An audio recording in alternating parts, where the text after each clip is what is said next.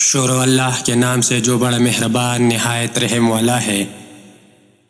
عقبہ نے ابو وہاب بن عزیز کی لڑکی سے نکاح کیا تو ان کے پاس ایک عورت آئی اور کہنے لگی کہ میں نے عقبہ کو اور جس سے اس کا نکاح ہوا ہے اس کو دودھ پلایا ہے۔ یہ سن کر عقبہ نے کہا مجھے نہیں معلوم کہ تو نے مجھے دودھ پلایا ہے، نہ تو نے کبھی مجھے بتایا ہے۔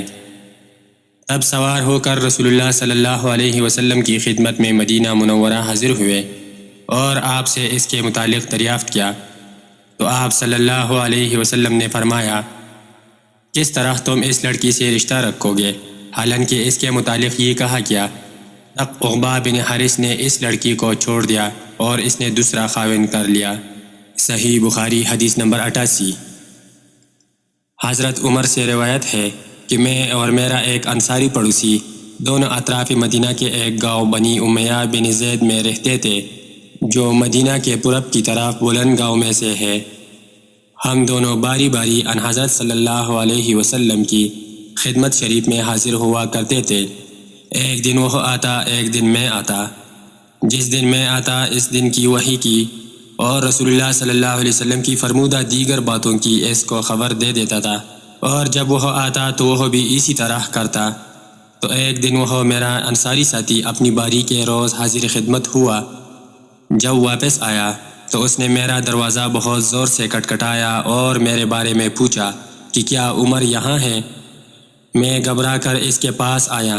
وہ کہنے لگا کہ ایک بڑا معاملہ پیش آ گیا ہے، یعنی رسول اللہ صلی اللہ علیہ وسلم نے اپنی بیویوں کو طلاق دے دی ہے۔ پھر میں اپنی بیٹی حفصہ کے پاس گیا، وہ رو رہی تھی۔ میں نے پوچھا کیا تمہیں رسول اللہ صلی اللہ علیہ وسلم نے طلاق دے دی ہے؟ وہ کہنے لگی میں نہیں جانتی۔ پھر میں نبی صلی اللہ علیہ وسلم کی خدمت میں حاضر ہوا۔ میں نے کڑے کڑے کہا کہ کیا آپ صلی اللہ علیہ وسلم نے اپنی بیویوں کو طلاق دے دی ہے؟ آپ صلی اللہ علیہ وسلم نے فرمایا نہیں، یہ افواہ غلط ہے۔ تب میں نے تعجب سے کہا اللہ اکبر، اللہ بہت بڑا ہے۔ صحیح بخاری حدیث نمبر 89۔ ایک شخص حزم بن ابی کعب نے رسول اللہ صلی اللہ علیہ وسلم کی خدمت میں آ کر عرض کیا یا رسول اللہ صلی اللہ علیہ وسلم، فلاں شخص معاذ بن جبل لمبی نماز پڑھاتے ہیں، اس لیے میں جماعت کی نماز میں شریک نہیں ہو سکتا، کیونکہ میں دن بھر اونٹ چرانے کی وجہ سے رات کو تک کر چکنا چور ہو جاتا ہوں اور طویل قرأت سننے کی طاقت نہیں رکھتا۔ ابو مسعود راوی کہتے ہیں کہ اس دن سے زیادہ میں نے کبھی رسول اللہ صلی اللہ علیہ وسلم کو وعظ کے دوران اتنا غضبناک نہیں دیکھا۔ آپ صلی اللہ علیہ وسلم نے فرمایا اے لوگو، تم ایسی شدت اختیار کر کے لوگوں کو دین سے نفرت دلانے لگے ہو، سن لو، جو شخص لوگوں کو نماز پڑھائے تو ہلکی پڑھائے، کیونکہ ان میں بیمار، کمزور اور حاجت والے سبھی قسم کے لوگ ہوتے ہیں۔ صحیح بخاری حدیث نمبر 90۔ ایک شخص عمیر یا بلال نے رسول اللہ صلی اللہ علیہ وسلم سے پڑی ہوئی چیز کے بارے میں دریافت کیا۔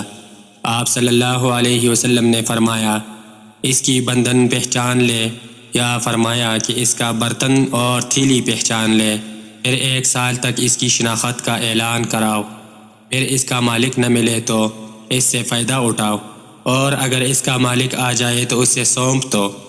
اس نے پوچھا کہ اچھا گمشدہ اونٹ کے بارے میں کیا حکم ہے؟ آپ صلی اللہ علیہ وسلم کو اس قدر غصہ آ گیا کہ رخسار مبارک سرخ ہو گئے، یا راوی نے کہا کہ آپ کا چہرہ مبارک سرخ ہو گیا۔ یہ سن کر آپ صلی اللہ علیہ وسلم نے فرمایا تجھے اونٹ سے کیا واسطہ؟ اس کے ساتھ خود اس کے مشک ہے اور اس کے پاؤں کے سم ہیں، وہ خود پانی پر پہنچے گا اور خود پی لے گا اور خود درخت پر چڑھے گا، لہٰذا اسے چھوڑ دو یہاں تک کہ اس کا مالک مل جائے۔ اس نے کہا کہ اچھا گمشدہ بکری کے بارے میں کیا ارشاد ہے؟ آپ صلی اللہ علیہ وسلم نے فرمایا وہ تیری ہے یا تیرے بھائی کی، ورنہ بھیڑیے کی غذا ہے۔ صحیح بخاری حدیث نمبر 91۔